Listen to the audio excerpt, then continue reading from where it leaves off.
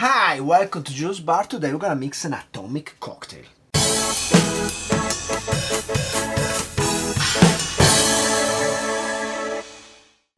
So the atomic cocktail was created in the 1950s in Las Vegas, and it was because at the time they were doing experiments about the H-bomb. By the time you see this video, there's gonna be in the movie theater Oppenheimer, or it's gonna be already out.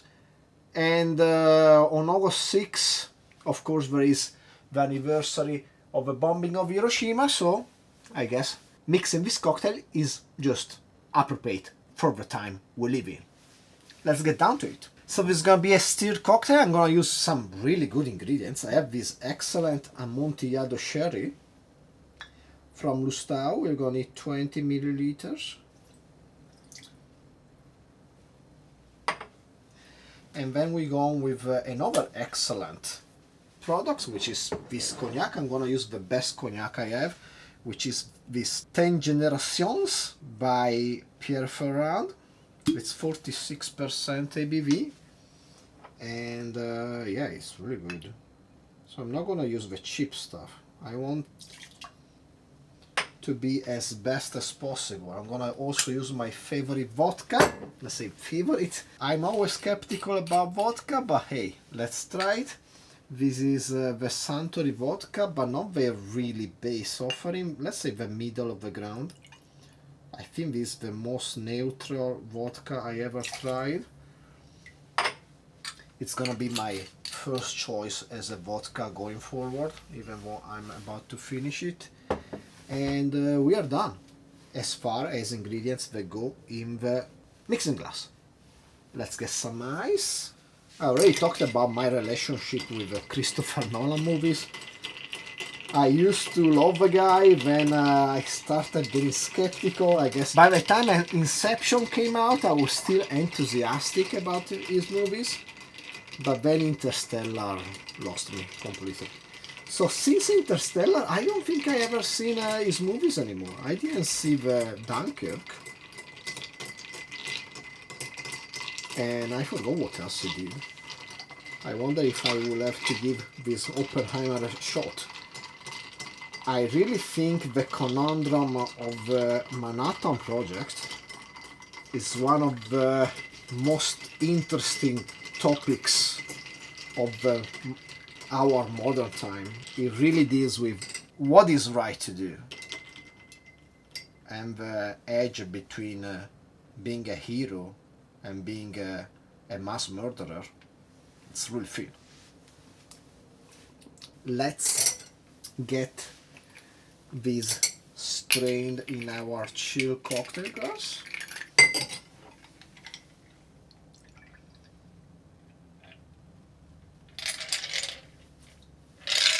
And then we should add 20 milliliters of champagne or other sparkling glass. I have here a dry spumant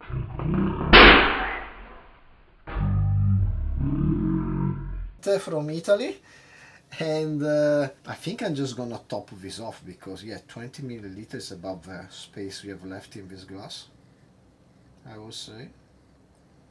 There you go.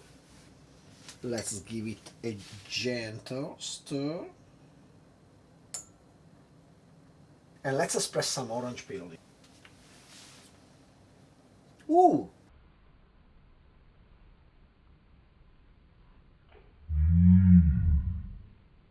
That was quite a spray of essential oil.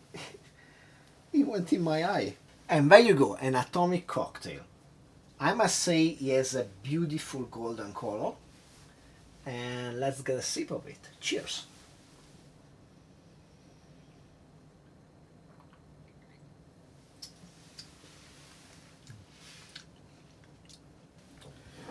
Whew. I think atomic is the right adjective for this cocktail. Wow. It's quite the bomb. The sherry just moving it out nicely. As always, I'm skeptical about the vodka. In this case, it really gives it an extra punch and makes it atomic. Something that would be otherwise be kind of more normal. This is strong. It's not bad. It's good. Whew! The thing is, it's quite pleasant. But boy, this is strong. I guess I'm gonna need to take a nap after this. It's probably as strong as a dry martini. It's just that a dry martini I will sip it slower. This kinda make you lean in into a false sense of security. Yeah, it's a serious cocktail. Also has no sugar added, so if it was not this strong, I would say you can drink quite a few, but quite a dangerous atomic cocktail. My verdict is you should definitely try it because it's good. Then you decide for yourself if you wanna try it one more time or you just wanna call it a night because you're done with it. So if you enjoyed the video, please like, subscribe, comment down below, share with anybody you like and don't like. Steal yourself something strong but possibly fresh, and hopefully I will see you next time. Cheers.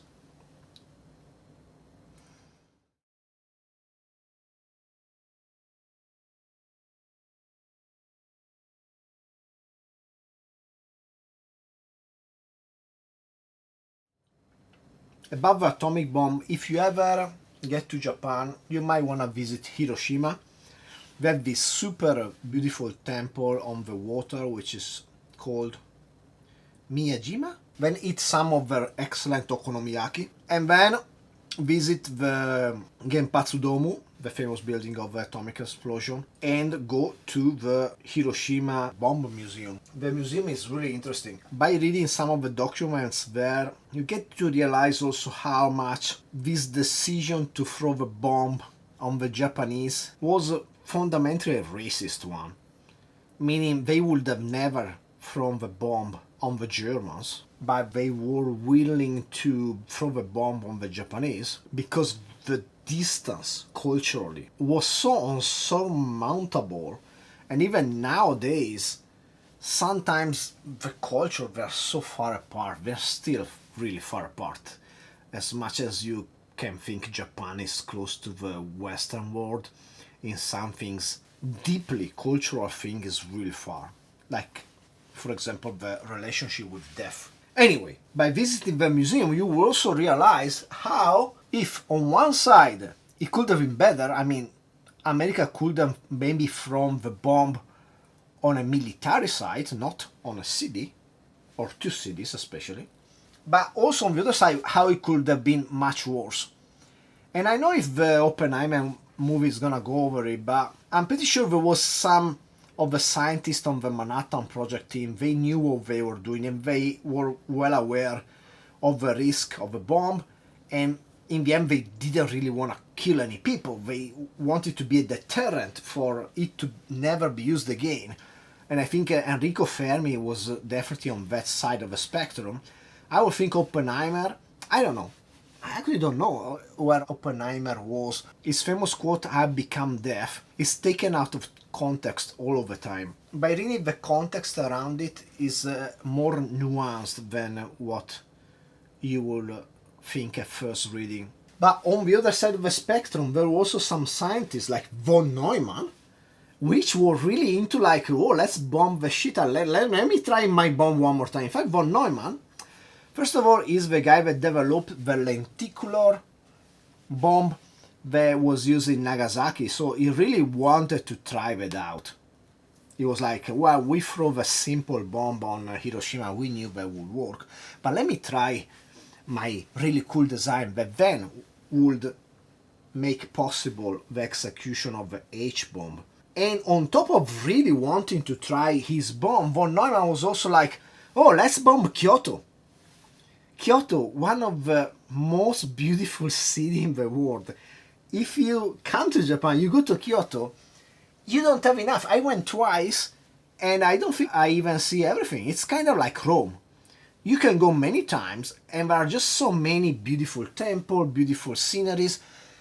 There's so much stuff that you cannot possibly see it in 2-3 days. You're gonna need 10 days at least. And fucking von Neumann wanted to bomb Kyoto because it was, well, it's easier to bomb. It was better weather or something. He was like, let's bomb Kyoto. Luckily enough, some people, luckily, enough, some people in the US government were like, no, let's bomb something less interesting.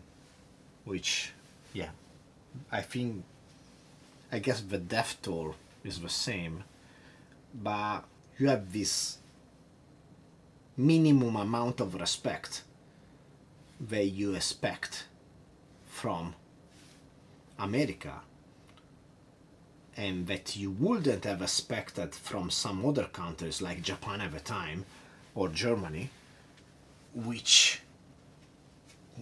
give US kinda the moral high ground in some, just slightly. We are doing better, but they did slightly better than their adversaries. Yeah, I mean, you cannot compare to Nazis, but yeah, that was pretty bad. Sorry for the depressing, but at least this episode of Julius Bar is not as depressing as A Grave for the Fireflies, one of the most beautiful animated movies of all time, which I've seen once. It's one of those movies that is so sad that you saw it once and I never want to see it again. Not because it's not good, but because you cannot see it more than once. It tears your heart out. It's a beautiful, terrible movie.